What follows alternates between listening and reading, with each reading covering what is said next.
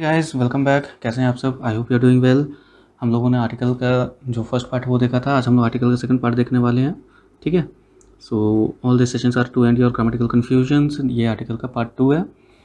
सबसे पहला हम लोग वोकैब का रिकैप कर लेते हैं जो हम लोगों ने लास्ट क्लास में देखा था। हम ये रूल ही बना लेंगे कि जो वर्ड हम लोग लास्ट क्लास में डिस्कस करेंगे उसे हम लोग नेक्स्ट क्लास के शुरुआत में डिस्कस कर लें, सो दैट वो आपका अच्छे से तैयार हो जाए। ठीक है, तो फर्स्ट वर्ड वॉज एबिस। ठीक है, एबिस का क्या मतलब था? A very deep hole that seems to have no bottom. ऐसा होल जिस बहुत ही गहरा होल जिसका कोई बॉटम ही ना हो, जैसे कि पाताल लोक हम लोगों ने डिस्कस किया था। ठीक है, बहुत ही गहरा गड्ढा। ठीक ना। सिनोनिम्स क्या थे इसके? चैज्म, फीजर, जॉर्ज, रवीन एक्सेट्रा। ठीक है, हम लोगों ने लास्ट क्लास में देखा था आर्टिकल एज एडजेक्टिव भी होते हैं, एडवर्ब भी होते हैं। हमने इसे बहुत अच्छे से कवर कर लिया था। तो आज हम लोग क्या देखने वाले हैं? आज हम लोग देखने वाले हैं आर्टिकल कौन कौन से होते हैं। ठीक है, तो आर्टिकल कौन कौन से होते हैं? A and the. ठीक है, अब क्या है कि आर्टिकल यूज़ कहाँ होते हैं? तो article are use before a noun. हम लोग नाउन के बारे में हम लोग आज डिस्कस करने वाले हैं। ठीक है, नाउन के एस्पेक्ट में डिस्कस करने वाले हैं। तो article are use before a noun to make it definite और इनडेफिनेट। तो हम लोग ये तीनों को यूज़ करके किसी भी नाउन को डेफिनेट या इनडेफिनेट बनाते हैं। कैसे बनाते हैं? कौन सा डेफिनेट है और कौन सा इनडेफिनेट होगा? कौन सा डेफिनेट आर्टिकल है, कौन सा इनडेफिनेट आर्टिकल है? देखो, द जो होता है ये एक डेफिनेट आर्टिकल होता है। ठीक है, और ए एन जो होता है वो इनडेफिनेट आर्टिकल होता है। डिपेंडिंग अपॉन जो भी वर्ड होते हैं उनके प्रोनाउंसिएशन क्या होते हैं, उसमें ए यूज़ होगा या फिर एन यूज़ होगा।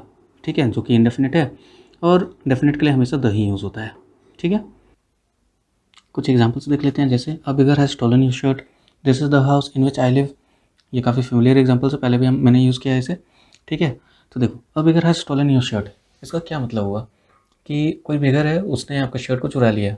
कौन सा बेगर था? ठीक है, आपको उसके बारे में कोई इन्फॉर्मेशन नहीं है कि उसका नाम क्या था, वो कहाँ रहता है, ठीक है, वो क्या करता है।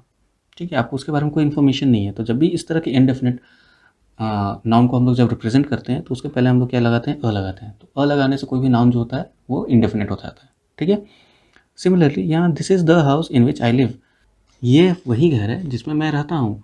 मतलब क्या हुआ कि मुझे पता है कि मैं कहाँ रहता हूँ, मैं तो दूसरे घर में नहीं रहूँगा ना, मुझे पता है कि मैं कहाँ रहता हूँ। तो ये क्या हुआ? हाउस जो है डेफिनेट है। तो इसे डेफिनेट बना कौन रहा है? ये द बना रहा है ना।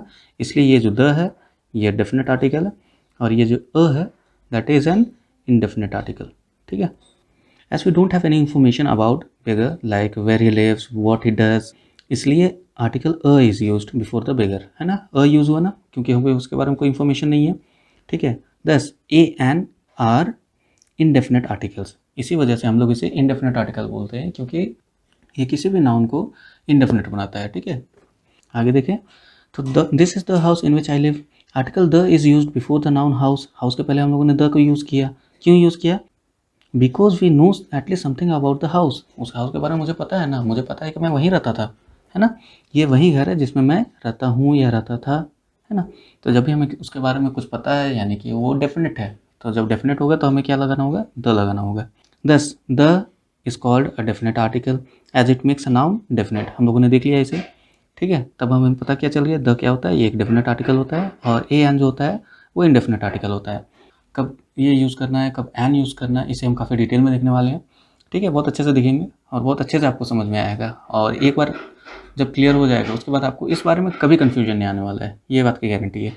ठीक है, नेक्स्ट नेक्स्ट देखो हमारा वोकेबलरी है। लास्ट डे हम लोगों ने डिस्कस किया था एबिस। आज उसी से मिलता जुलता एक बार डिस्कस करेंगे जिसका नाम है एबिस्मल। ठीक है, एबिस का मतलब क्या था? एक बहुत ही गहरा गड्ढा जिसका कोई अंत ही ना हो। उनके सिनोनिज्म पढ़े थे, चैज्म, फीजर, जॉर्ज, ठीक है, रवीन एक्सेट्रा, ये सब पढ़ा था। तो एबिस्मल का क्या मतलब होगा? कुछ ना कुछ रिलेटेड ही होगा, कुछ ना कुछ रिलेटेड ही होगा, है ना। क्या रिलेटेड है? देखो, वेरी बैड, ठीक ना, very bad, of very bad quality, very poor quality, है ना, बहुत ही ख़राब। एबिस का क्या मतलब था? बहुत ही गहरा गड्ढा जिसका कोई अंत नहीं है। एबिस्मल का मतलब कुछ वैसे ही रिलेटेड है, क्या? बहुत बुरा, बहुत ही खराब, बहुत ही घटिया प्रकार का, है ना। उसका सिनोनिज्म क्या क्या है? सिनोनिज्म में देखो, dreadful, awful, frightful, disgraceful, terrible, सबका मतलब एक ही है ना, सबका मतलब एक ही है।